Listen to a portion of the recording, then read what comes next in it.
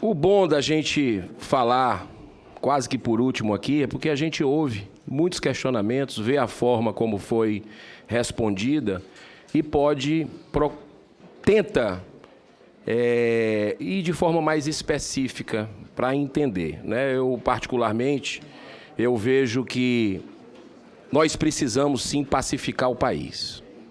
Nós somos a maior nação católica do mundo, a maior nação evangélica, quase maior evangélica, espírita somos a maiores, e todo mundo convive muito bem. Hoje, eu percebo, posso estar equivocado, que existe um sentimento muito grande de desesperança na nossa nação.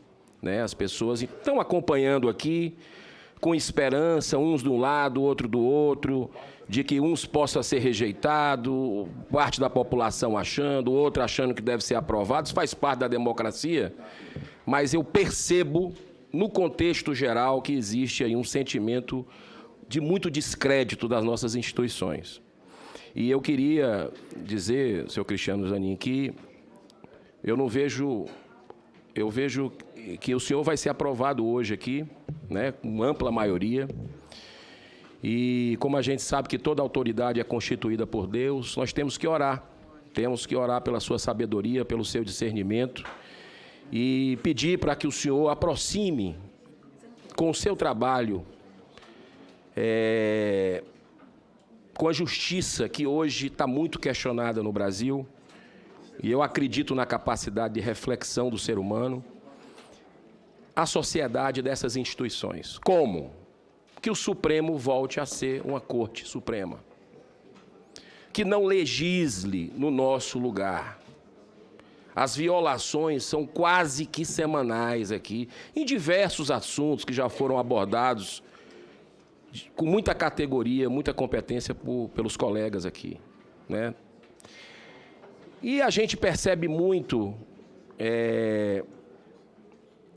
que outros assuntos a gente tem que voltar ao tema, porque isso está afligindo a população brasileira, nos seus valores e princípios basilares. Mais de 85% da população brasileira, por exemplo, é contra o aborto, é contra a legalização de drogas como a maconha, já entendeu isso.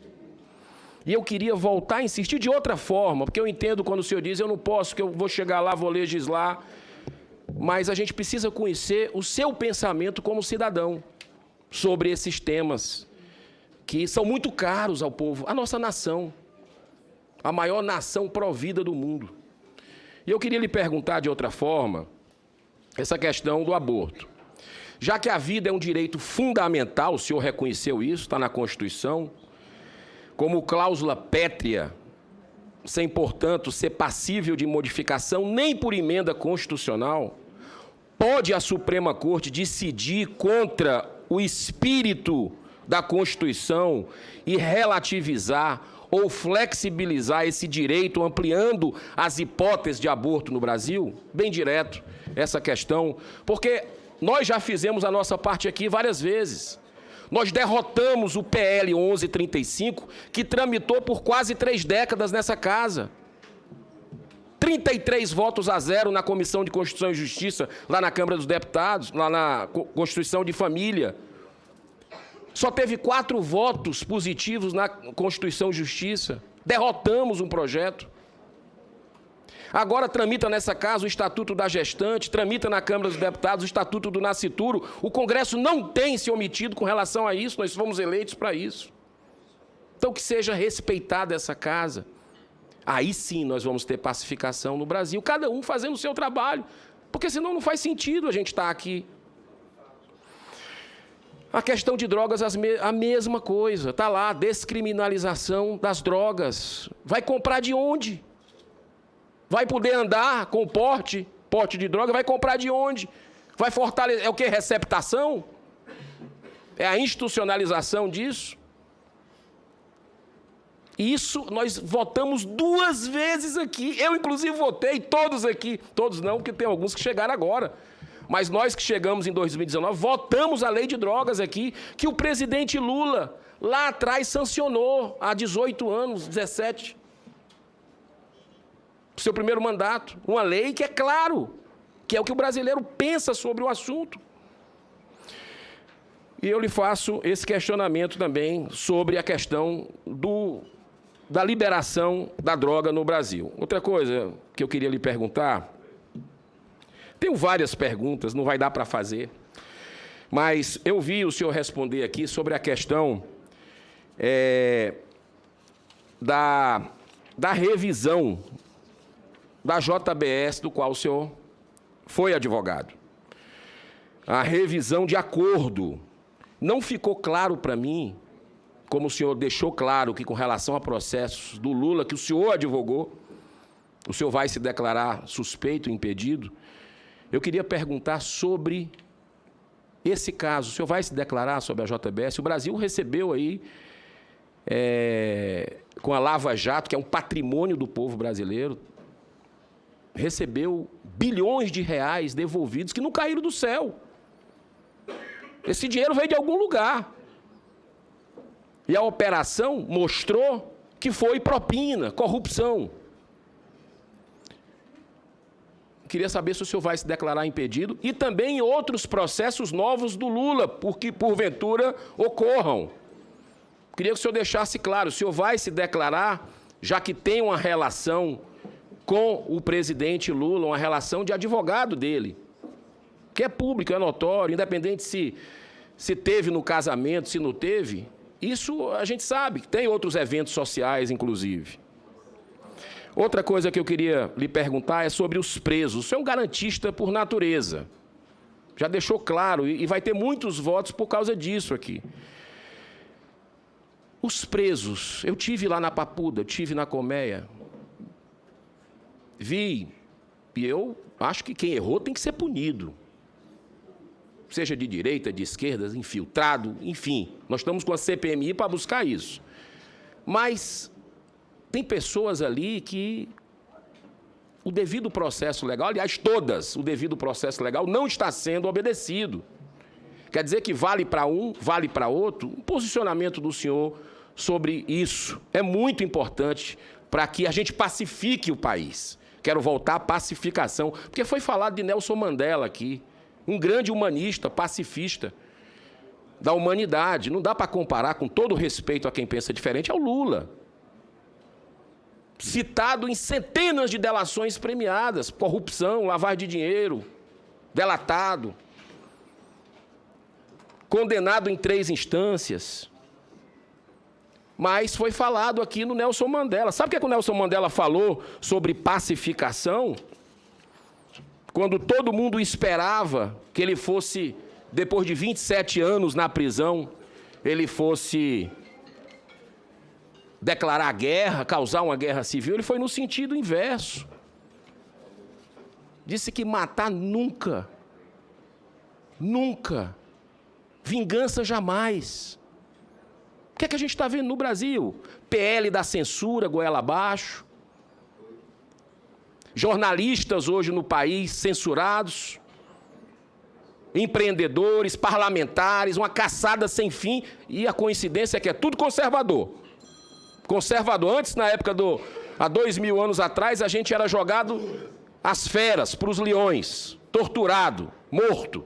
Agora é isso, caçado, é censurado. Falar em censura, eu queria lhe perguntar, Cristiano Zanin, sobre o Brasil Paralelo, que o senhor, defendendo o PT e o Lula, às vésperas da eleição, pediu ao TSE, e foi concedido, para censurar previamente um documentário brasileiro que estava sendo lançado. E também outras situações sob censura, como, por exemplo, o senhor solicitou a retirada de um vídeo que trazia trechos de reportagem jornalística sobre o escândalo do Mensalão, a máfia dos sanguessugas, que desviou recursos do Ministério da Saúde, e até o caso de dólar na cueca. O senhor disse aqui no início, eu ouvi, que é favorável à liberdade de imprensa. Queria perguntar ao senhor sobre esses casos. E, para encerrar, ficar dentro do tempo, tem outros colegas para falar, tenho muitas outras perguntas, mas fica esse espírito. Eu já declarei publicamente pela questão do princípio da impessoalidade, que votaria contra o senhor, já votei contra. Mas espero estar errado e pedir desculpas, e o farei pessoalmente, se tiver equivocado. O senhor pode ter certeza disso. Porque a gente tem que acreditar sempre na possibilidade de dias melhores para os nossos filhos, para os nossos netos. E eu espero, não tenho dúvida, que o senhor hoje vai ser eleito, com margem grande. Não tivemos um nível de agressividade aqui da direita, como a gente teve em outros momentos, que essa comissão demorou quase 6 meses para sabatinar o senhor André Mendonça. O senhor foi 21 dias, velocidade da luz, relâmpago. Mas não teve a agressividade de ninguém, teve o respeito de todos, o que a gente viu que, na época do André Mendonça, não foi bem assim. Mas isso faz parte. O que eu queria dizer da honra de ser um dos 81 senadores, com essa casa tão questionada hoje pela sociedade brasileira.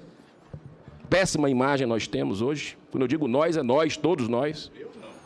Agora, eu percebo que esse Senado precisa ser respeitado, precisa se fazer respeitar, mas precisa ser respeitado pelo lugar onde o senhor vai. Porque aí sim nós vamos ter a nação que a gente merece no topo do mundo, porque esse país tem água, esse país tem empreendedores, esse país tem um agronegócio que é pujante, que está aí fazendo acontecer para a nossa nação, um povo maravilhoso, e a gente precisa desse respeito das instituições para que haja reequilíbrio de verdade, não em discurso, reequilíbrio entre os poderes da República. Então, que Deus abençoe o senhor, muita paz e harmonia a todos. Muito obrigado, senhor presidente. Senhor presidente, respondendo às indagações do eminente senador Eduardo Girão, eu penso que já existe legislação consolidada, editada por esse Congresso Nacional, em relação à tutela do direito à vida e ao combate às drogas. Penso que o melhor espaço institucional para qualquer revisão seria também do Congresso Nacional. Com relação ao episódio do 8 de janeiro e aos presos decorrentes daquela data, eu peço a compreensão de Vossa Excelência, porque se eu entrar nesse assunto e se aprovado for por este Senado, eu não poderei depois participar de eventual julgamento. Então, o que eu posso dizer a Vossa Excelência, em tese, é que eu sempre respeitei e defendi o devido processo legal. Com relação aos pedidos que fiz na condição de advogado ao Tribunal Superior Eleitoral, eu fiz por entender naquele momento que havia uma violação à legislação eleitoral, e esses pedidos foram analisados pelo tribunal competente.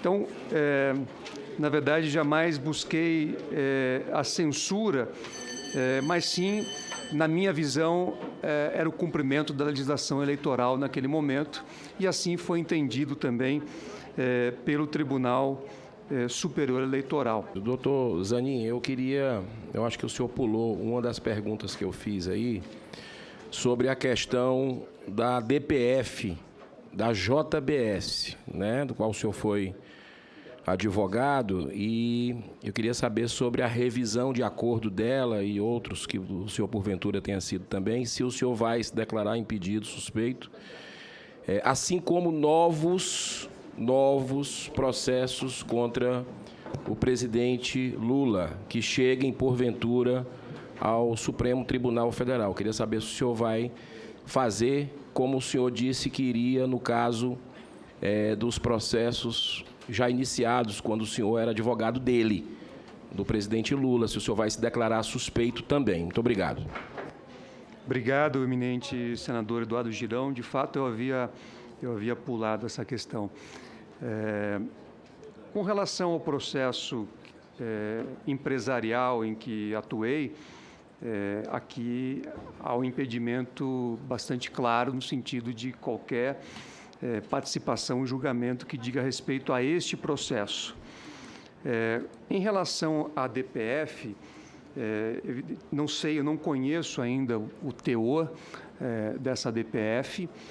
Em princípio, os processos de controle concentrado são processos que não têm parte, são processos de discussão objetiva sobre teses jurídicas. E, em princípio, não existe suspeição para esta hipótese. Mas eu digo aqui, na verdade, no sentido de eu não conheço o processo, não conheço a discussão que está lá. Se tiver algum risco de comprometimento da minha imparcialidade, se aprovado for por este Senado, não terei dúvida em declarar a suspeição ou impedimento, mas preciso efetivamente conhecer o processo. Tá, e eventuais novos processos do presidente Lula? Eu disse aqui que todos aqueles em que eu tenha atuado, eu tenho impedimento objetivo para praticar qualquer ato no futuro. Em relação a processos de futuro, hipotéticos, seria necessário avaliar cada caso concreto, ver qual é a situação para verificar se estão presentes algumas das hipóteses previstas de impedimento ou suspeição, seja no Código de Processo Civil, seja no Código de Processo Penal.